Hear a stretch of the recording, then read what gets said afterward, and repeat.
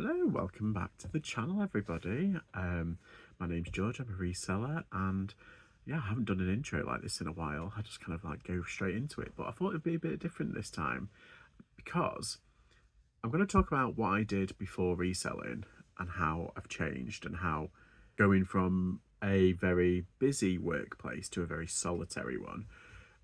But before I do, I'm going to go into what I've done this week in terms of sourcing and selling. Well, we didn't have much. Well, no, we've never had loads, but we've always had a bit more than what we've got at the minute. Well, there's a wedding present on it, a carriage clock. Yeah, do you know where it bought us? Who bought it? All the fellas off the ambulance station. Oh, the ambulance lads did all it. the ambulance staff bought me and My your mum dad used to work for the ambulance. present. So this is like 40 odd years old. Service. And when we were growing up, they used to hide money in the back for emergencies. And we were like, oh, see if there's any money in the carriage clock. Didn't you? No, but you say if you got... Why, I was always skint We were always when you were little. Cheers. So yeah, we used to say, she used to be like, oh, check the carriage clock, see if there's any cash in the back. We're going netto. Yeah. Get the cash out of the carriage clock. Yeah. Put the rucksack on my back and buy about half a dozen tins of beans. And then me and you used to walk down bloody... Yes. We used to walk with a bloody rucksack on my back. Because bus was too expensive. Yeah. So I'm out and about with mother. And yeah, just doing a bit of Chelsea shopping. Yeah, we've just been in one and it wasn't very good. It's just a tiny one. Yeah. But it's not very good. So we're going to check out some other places. And then I'm going to treat Mum to a coffee. Hey! Oh. Mum likes plates.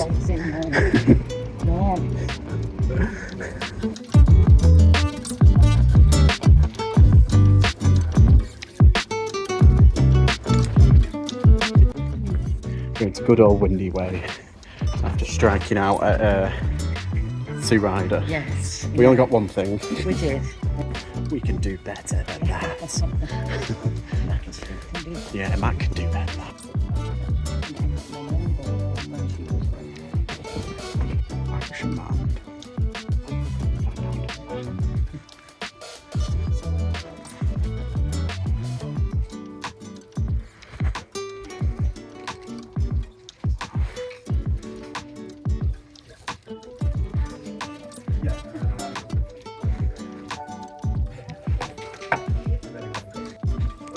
Exactly.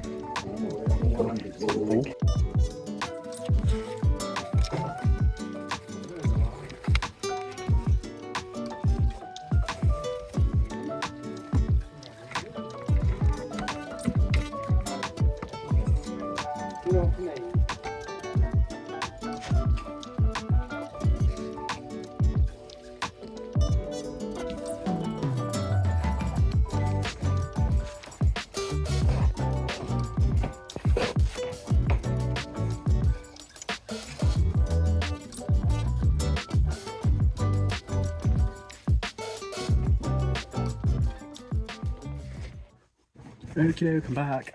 And I'm dropping everything. Right. There we go. Right. I'm back. And I didn't get much because I only went to a couple of charity shops. But I was very picky today. Yeah, I'm just going to dive straight in. I've got some sketches for £6. These aren't the pro running one. Is it the run or walk ones that do really well? These are the light ones, lightweight, but they've got memory foam, and there's some that have gone for like 20 odd quid. But basically, sketches, I'm on a roll with sketches at the moment. Okay, so, oh, I got these. So, these were £1.50 each. This is a Monster High doll. I think it's glow in the dark. I've forgotten the name. I don't forget the name. But basically, I'll put the comps there. So that's £1.50. I got this one. This one's from 1999, and her hair's meant to be a bit longer, and she's meant to have like a bluer kind of like streak. But yeah, it's still vintage, and this is really vintage.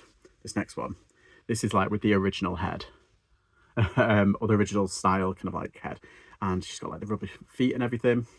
So these are three very different dolls. What's it? Even if I make £30 off him, that's like £4.50 into 30. But I think that one goes for a bit more. I don't know. Right. I got some workwear pants. These are beta easy work pants. I only spent, I think they were £3. They're size large, yeah, £3. £3 on them. But yeah, pretty cool. Okay, I got this. This is fat face, but it was only £3.75. But it's made with Liberty fabric. I got your interest now. And usually you can tell Liberty fabric. Well, one, because it's labelled, but also because it's really, really detailed and really funky. This is just a wrap top. It's not an actual dress. The dresses do really well. It's not amazing, but it's just something different. I haven't seen that collab in a long time. Big thing of the day was these ski goggles. They are called Von Zipper. And you can have all different types of them, and they're in good condition.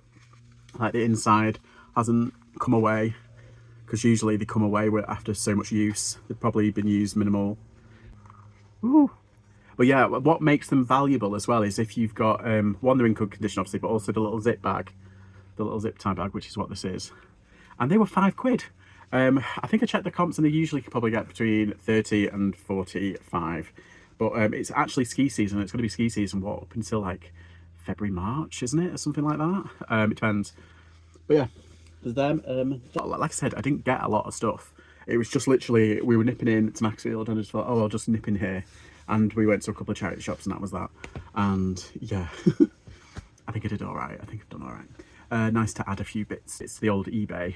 Keep it refreshed and keep it going a little bit. But yeah, some of the things will do pretty well, I think. All right, Jeff. Anywho. All right. We'll go into one of my least favourite charity shop that for some reason I do find some good stuff. Do you remember that doll that I found for £1.65? It's sold for £190. Yes. So you never know. And I found some great stuff in it in the past, because they don't know everything, but they've got people literally in the back on the laptops, like literally, like I've seen it. They've got like laptops and everything, and they're looking through stuff. Bloody hell. So yeah, but charity shops have gone mental. It's coming up to 4:15, so it's like, but this place does some pretty good stuff. They do some good stuff after Christmas as well. They've got like big bin bags, they want to get rid of stuff, so they do like mystery bin bags. I'll see if they've got any in. I don't know, because it's like pre-Christmas, but we'll see. It's officially Christmas world.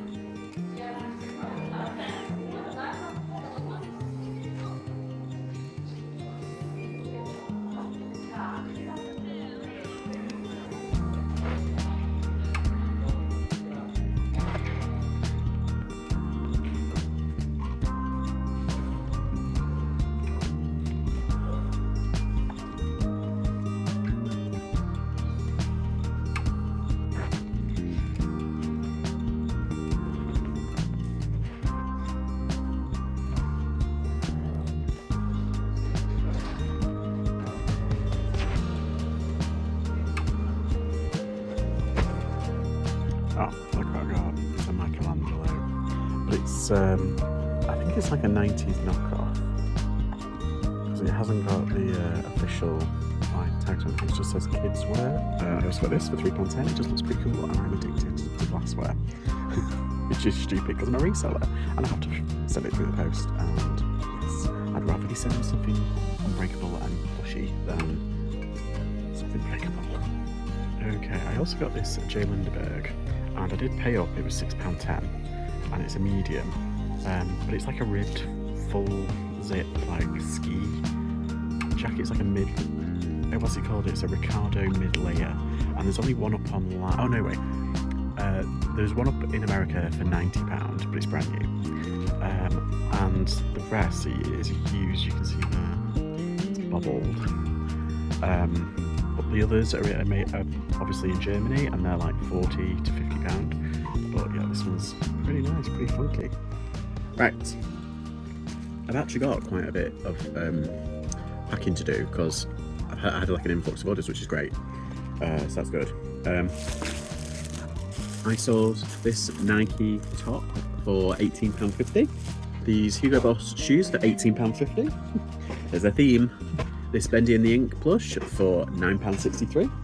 This Jules top for £11.50. This Nike jacket for £21.87. Some spoke trousers for £27. Some Five Brother men's shirt for £30. This Gant shirt for £25. This Armorlux like top Breton top. I only got it for £1 recently in Lancaster. That's all for £21.50. This puppet, Granny Puppet, hello. This all for £25. This Jack, I think this sold for £15. This Monty Plus, oh, it's Mabel, it's not Monty. The bigger ones do really well. They used to do like 100 quid, but now I'm like, I don't know. But whenever I find them, I always pick it up. This I got for 50p at Carboot, and this sold for, I think it's £11. And this Haunting Ground game has sold for 100 quid. And I've just got to wrap everything now. Oh, yeah. On your holiday, your own workers. No, they're cooking tea. So you've worked for an office. In In an office, sorry. But you've also worked primarily for yourself as well. What has been like your favourite thing about each? Or did you find, here's a better question, did you find when you worked in an office there was a lot of drama? Yes.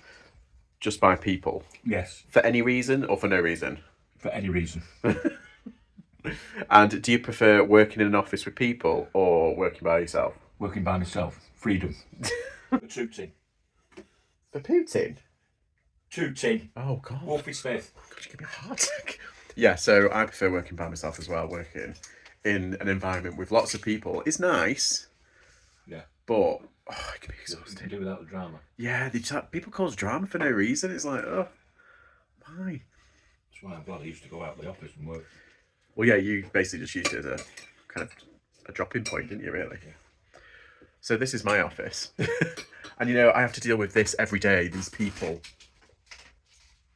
Every day. And you. Yeah, you. I know, I have to deal with you, don't I? Yeah, so I've done many jobs in my lifetime. I've really have, and I've worked in a lot of places over the years since leaving high school, and even before then I've done like little bits. Like I worked in restaurants, in like pot washing and stuff like that. Through like college and university, I did supermarkets. I actually really enjoyed supermarket work. It's one of those jobs you can just switch off and just kind of like do your thing, clock in, clock out, easy peasy job, done. And throughout when I was at college, I did between college and uni, I took a year off and I did like lots of little jobs. But basically, I worked at this company that dealt in like industrial like packaging stuff, and I was working in the office, and it was a very kind of like data entry kind of situation. And there was about 10 of us, and it was nice. It was good. It was pleasant enough, but I did feel like it wasn't for me kind of situation. And I didn't last very long there. I only lasted like a couple of months there, but yeah, that was. And then I worked in a call centre. And if you worked in a call centre, it is literally like cattle people coming in, coming out, going, and you sell it, trying to sell stuff, and it's like, yeah, that's really hard to do that. Then during uni, I worked in a lot of bars, and I also worked in like Sainsbury's and Tesco's and stuff like that. Like I said, I really enjoyed that. That was really good. But like working in bars was hard. Being a barman, and yeah, for some reason there was this one bar that I worked at. It was for about a year-ish, and I don't know why I put up with it for so long, because I put up with it for so long. This one manager, or like line manager, she didn't run the whole bar. She basically ran the just that kind of bar that we were working on. It was a big long one, and usually there was about 4 people working on it. Anyway, she basically told us like what to do and everything, and was organising stuff and all that kind of stuff. And for some reason, she just took an instant dislike to me. I did nothing at all, and she was also very weird, like the toxicity where she'd try and like get people to gang up on certain other people, and a lot of the time it was like towards me, and it was like she'd try and make fun of certain people. She didn't try to make fun of me all the time, but she did occasionally, and it was like, oh God. And it was really weird kind of jokes that never really landed, and everyone was just like, what the fuck? And yeah, so she led a lot of the toxicity. And I remember this one time where I was pulling a bloody bottle of alcohol or whatever, or beer out of the fridge, and it pulled and it knocked another one, and the other one came out and fell and smashed everywhere. And usually when everyone does that, like, you just carry on, music's blaring, there's loads of punters at the bar and everything, you don't really notice anything, you just clean it up. Anyway, she stopped what she was doing, pointed at me like that, I went ah, and started like laughing really psychotically loud, and everyone was like, what the fuck is wrong with it? Yeah, weird. So that stayed in my head. Another time, while I was there, I ID'd basically someone, and they looked young, like they looked like they were 15 out and about, and I was just like, I don't think they're old enough, I said to her, and it's like, and they don't have any ID, and she served them, and I was like, oh, did they have ID? And she was just like, immediately she was like, do you think you know better than me? Oh, what? I was just like, no, I just didn't think that they had ID, like they looked very, very young. And she's like, don't tell me how to do my job. Okay. And I went, okay, fair enough. Walked on. And it's like, yeah, it was that kind of attitude, instant kind of like anger, 0 to 100. It was like, whoa. It's like a gust of wind in your face, like, whoa. And I remember the last time that I actually worked there, the shift that I did, is when it got violent. And like I said, I have no idea why. But basically, we all sat down at the end of the day, at the end of the shift, it's like usually around 2:30, 3-ish. And we all have a drink. Sometimes we get food, but we didn't at that time. And we all sat down, and what we used to do like little packets, like brown packets, and used to have like cash in hand, you know, and they'd hand out to the staff and everything. Anyway, this manager, she gave me my wages, and I took the notes out because I wanted to put them in my wallet, and I was just rearranging them to put them in my wallet, and there was some like change in like the bag as well, in the brown envelope as well, and basically I was putting them in my wallet, and the next thing that I feel is basically like her hand all of a sudden just came out of nowhere, scratched my hand and pulled it away, pulled with my money and everything. I was like, how fucking dare you? It's like, I know what I'm doing, don't you dare fucking count it and all this. And I was like, whoa. She was like, it was literally like, what the hell? And it got so bad, there was a girl, and I think her name was Kim, this girl that used to work there, and she was tiny, she was so skinny, she was like 4 foot nothing. She jumped in front of her and me. We were sat down on these like leather shit, and I was like that, and she jumped, and she was like pushing her off, and this psycho fucking manager, I won't name names, but this psycho fucking manager was like going like that at me, and I was like, what the fuck? And like, had no idea. So basically, I got up and I basically ran out. I just got up, I had my stuff ready with me anyway, and my wallet was still there. She took like the brown envelope, and the money had gone everywhere and everything, so I ran out. I was just like, no, I'm going. Had enough. Anyway, yeah, someone basically caught up with me, and they had like the majority of my money, so I was just like, I'm not coming back, sorry. I'm just like, I'm going, because I lived like out just, so it was in the centre of Manchester, but I lived like Moss Side way, so I just like walked down the what's it. Anyway, yeah, that's the first time, and I was probably like shaky, and yeah, that's the first and last time I've been like, no, I'm not coming back. No. I've always given like notice, but no, never again. So I worked at like Sainsbury's for about a year, and then I graduated, and then I got a job in local government. Just a bit of a complete kind of like weird twist. I basically worked in local government, and this is where I basically got the idea of this video, like toxic kind of work environments, because I never got attacked again. Not like that, but I was placed in an office, and basically we dealt with a lot of provisions, so stuff for local government,